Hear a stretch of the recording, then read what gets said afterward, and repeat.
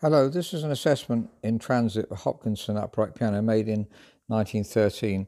The clients who's we're moving it for has asked us to have a look at it and see what kind of work we could do to improve it.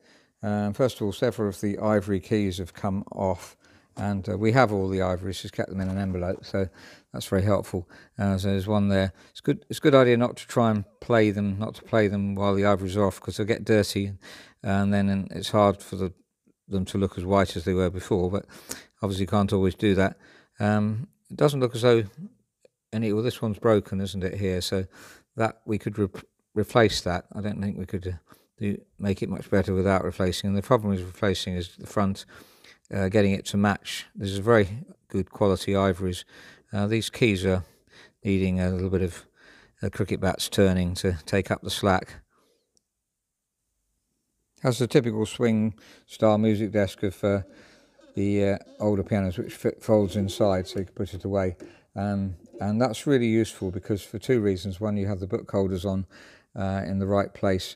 Modern manufacturers don't like putting them on in case they damage the casework. We also have what we call cat's clips that you can find on our website that are a modern invention to replace these, or we can put them on some modern pianos too, but very useful to have those. The casework's in reasonable condition.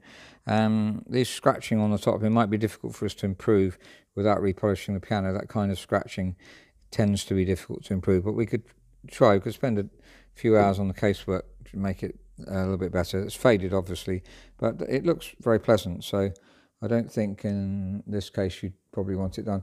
If it was in stock, we had this piano, and we would like to have a piano like this. I'll explain this in a minute.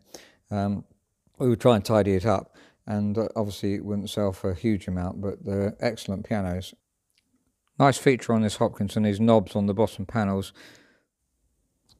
It's very unique leg style here too. Hopkinson did come up with some interesting ideas, and I don't think I've seen that one before.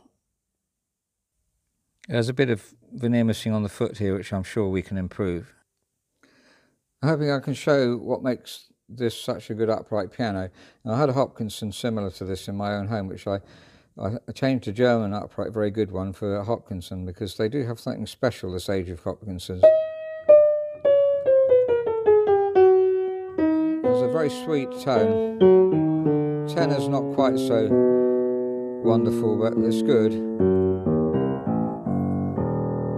And very good bass sound. Yeah, right up to the top treble. Now, these hammers are needing refacing, they're a bit weak. So if we look at the hammer end, and some of them are nearly missing one of the strings, as you can see there. So they would need refacing before moving over. If you move them over before refacing, then a very soft part of the hammer hits the string and it won't sound the same at all. So it's necessary to reface them well and carefully. There's one there that must have been loose before, I think, because it's got string marks as if the hammer's moving around. Sorry, I can't focus very well. Hope you can see that one. There we are. And you see the ones next to it, the three clear marks. This one's no clear marks at all. So it must have been loose and somebody's tightened it up. Well, there has had work done on the piano, definitely. There's new tapes here. They aren't the original tapes.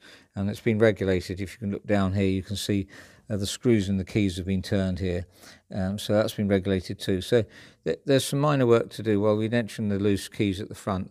It's definitely refacing because it's uneven, and it's worth doing. This is such a good piano. Certainly on the par with Bechstein's of the same height, for instance, and they are such wonderful pianos too. Still a very rich bass. I do things in the wrong order because I should have checked the tuning pins first, which are tight. I suspected they would be because it's well in tune. And in fact, it's sharp to tuning. It's about 4 beats sharp of concert, which is unusual for us to find a piano like that. And these are original tuning pins. That's why they're so small. So there's no problem with that. I just want to point out a couple more things. If you've got fly dampers on a piano, that shows the manufacturer's really trying to do the best they can. These are called fly dampers, and they shut off the high harmonics. And so that shows that this is not an inexpensive piano. When it was first made, it was meant to be a high quality piano. Now the damping, is coming off too early in a lot of cases, and one of them particularly. And I noticed something else interesting. Maybe you've discovered this before as a technician, but I hadn't noticed before that Hopkinson here, actually all of these dampers are half dampers. They've taken the bottom one off. Perhaps, you know, don't so much need them in the top treble, but that one there isn't damping well because it's coming off too early. It's all right with the pedal. In fact, they're very even with the pedal, but with the key, it's far too early. You can feel it when you try and play gently, and that's much heavier. And in fact, the spring itself is much heavier for some reason. I don't know why that spring should be so much heavier than this spring, but it is considerably, and it's heavier than that spring too. So maybe someone replaced it with the wrong size spring, because they should be top treble springs here. So that one needs changing, I should think, and regulating so it's coming off later. That does affect the touch quite a lot. So those aren't too bad. They're really halfway to the string is probably ideal for this piano, and they're a bit too early, and this one's very, very early. So that's assessment in transit of a Hopkinson upright piano, and as I said earlier, I'm very impressed with Hopkinsons at this age.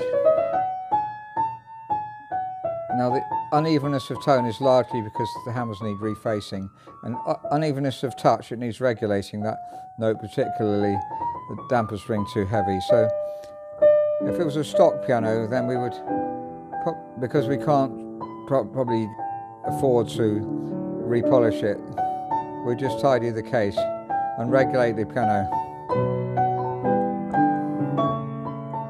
So that's weak because it needs refacing. And also the hammer's hitting too near the edge of the string, although that's not really affecting it that much. And right down to the bottom bass, for the height of the piano, is extraordinarily good. Holding its tuning very well. And indeed, it's above concert pitch, which is unusual for us to find a piano like that.